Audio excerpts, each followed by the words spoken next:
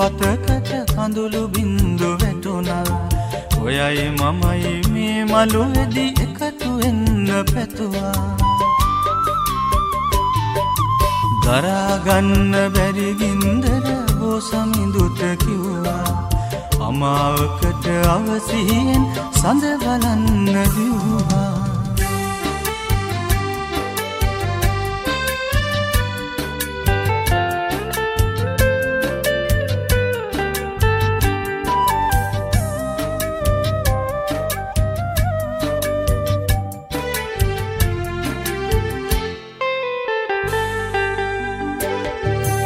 මංගල මුදුවට ආයුෂ මාස 3ක් විතර කවුරුන් හෝ නොදැන නිතර අපේ ගෙදර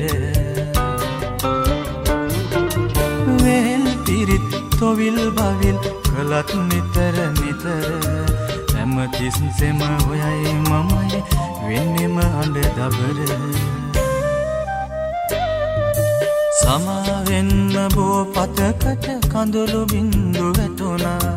ඔයයි මමයි මේ මළුවේදී එකතු වෙන්න පැතුවා.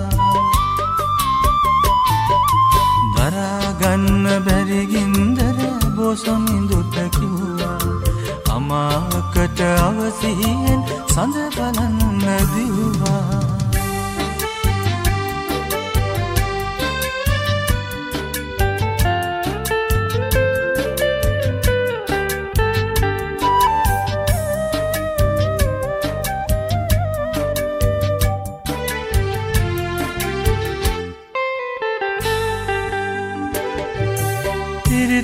තල දෙදරන කොට ලෙංගතු හද පතුර මූසිලගේ වීණා හඬ වාගේ මුළු ලොවම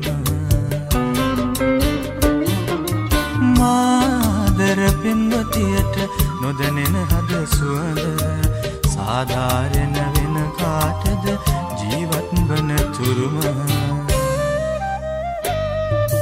සමාවෙන්න බෝ පතකට කඳුළු බින්දු වැටුණා. ඔයයි මමයි මේ මළුවේදී එකතු වෙන්න පැතුවා.